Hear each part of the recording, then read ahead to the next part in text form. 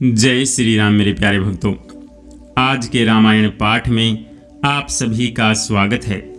आइए शुरू करते हैं रामचरितमानस बालकांड के 350वें दोहे के हिंदी अनुवाद से। इन सुखों से भी 100 करोड़ गुना बढ़कर आनंद माताएं पा रही हैं, क्योंकि रघुकुल के चंद्रमा श्री राम जी विवाह करके भाइयों सहित घर आए हैं। माताएं लोक रीति करती हैं और दुल्हे दुल्हने सकुचाते हैं। इन महान आनंद और विनोद को देखकर श्री रामचंद्र जी मन ही मन मुस्कुरा रहे हैं। मन की सभी वासनाएं पूरी हुई जानकर देवता और पितरों का भली भांति पूजन किया। सबकी वंदना करके माताएं यही वरदान मांगती हैं कि भाइयों सहित श्री राम जी का कल्याण हो। देवता छिपे हुए अंतरिक्ष से आशीर्वाद दे रहे हैं और माताएं आनंदित हो आंचल भरकर ले रही हैं। तदंतर राजा ने बारातियों को बुलवा लिया और उन्हें सवारियां, वस्त्र, मणि, रत्न और आभूषण आदि दिए। आज्ञा पाकर श्री राम जी को हृदय में रखकर वे सब आनंदित होकर अपने अपने घर गए। नगर के समस्त स्त्री पुरुषों को राजा ने कपड़े और गहने पहनाए।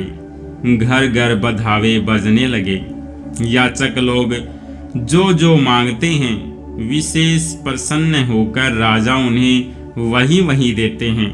संपूर्ण सेवकों और बाजे वालों को राजा ने नाना प्रकार के दान और सम्मान से संतुष्ट किया। सब वंदन करके आशीष देते हैं और गुण सहितों की कथा गाते हैं। तब गुरु और ब्राह्मणों सहित राजा दशरथ जी ने महल में गमन किया। वशिष्ठ जी ने जो आज्ञा दी उसे लोक और वेद की विधि के अनुसार राजा ने आदर पूर्वक किया। ब्राह्मणों की भीड़ देखकर अपना बड़ा भाग्य जानकर सब रानियां आदर के साथ उठी। चरण धोकर उन्होंने सबको स्नान कराया और राजा ने भली भांति पूजन करके उन्हें भोजन कराया। आदर, दान और प्रेम से पुष्ट हुए वे संतुष्ट मन से आशीर्वाद देते हुए चले। राजा ने गाधी पुत्र विश्वामित्र जी की बहुत तरह से पूजा की और कहा, हे नाथ, मेरे समान धन्य दूसरा कोई नहीं है। राजा ने उनकी बहुत प्रशंसा की और रानियों सहित उनकी चरण धूलि को ग्रहण किया।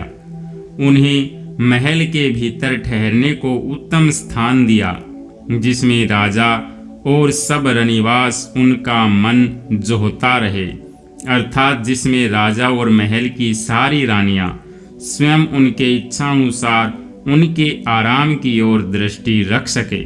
फिर राजा ने गुरु वशिष्ठ जी के चरण कमलों की पूजा और विनती की।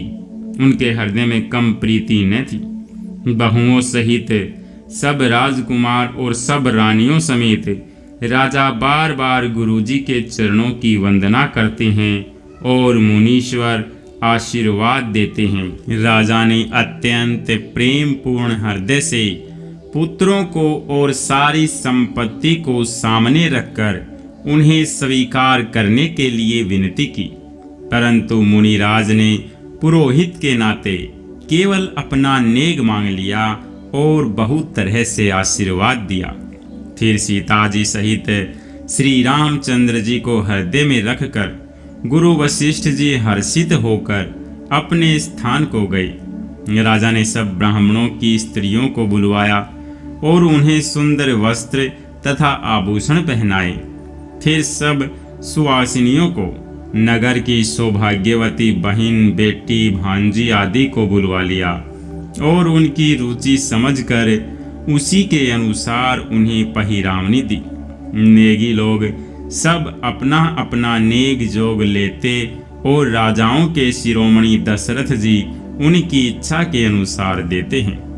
जिन मेहमानों को प्रिय और पूजनीय जाना उनका राजा ने भली भांति सम्मान किया। देवगण श्री रघुनाथ जी का विवाह देखकर उत्सव की प्रशंसा करके फूल बरसाते हुए, नगाड़े बजाकर और परम सुख प्राप्त कर अपने अपने लोक को चले। वे एक दूसरे से श्री राम जी का यश कहते जाते हैं। हृदय में प्रेम समाता नहीं है। सब प्रकार से सबका प्रेम पूर्वक भली भांति आदर सत्कार कर लेने पर राजा दशरथ जी के हृदय में पूर्ण उत्साह भर गया। जहाँ रनिवास था वे वहां पधारे और बहुओं समेत उन्होंने कुमारों को देखा। राजा ने आनंद सहित पुत्रों को गोद में ले लिया। उस समय राजा को जितना सुख हुआ उसे कौन कह सकता है।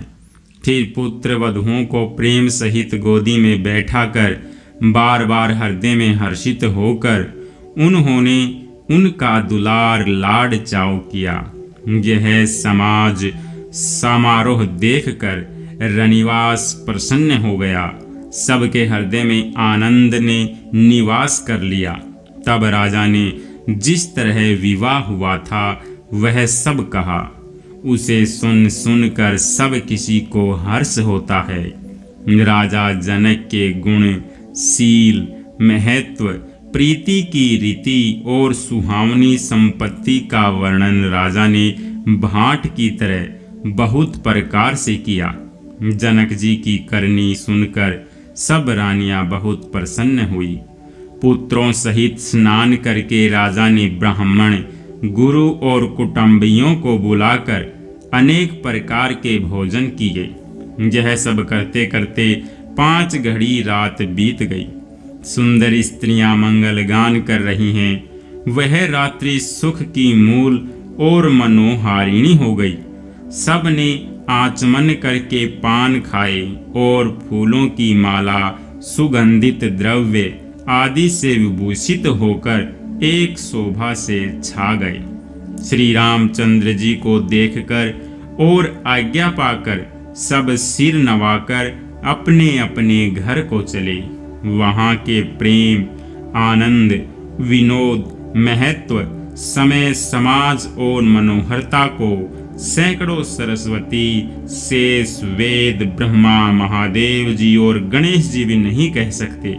फिर भला मैं उसे किस प्रकार से बखान कर कहूँ। कहीं केचुआ भी धरती को सिर पर ले सकता है।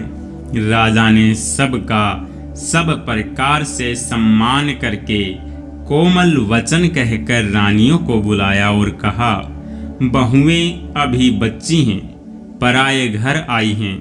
इनको इस तरह से रखना जैसे नेत्रों को पलके रखती हैं। जैसे पलके नेत्रों की सब प्रकार से रक्षा करती हैं और उन्हें सुख पहुंचाती हैं, वैसे ही इनको सुख पहुंचाना।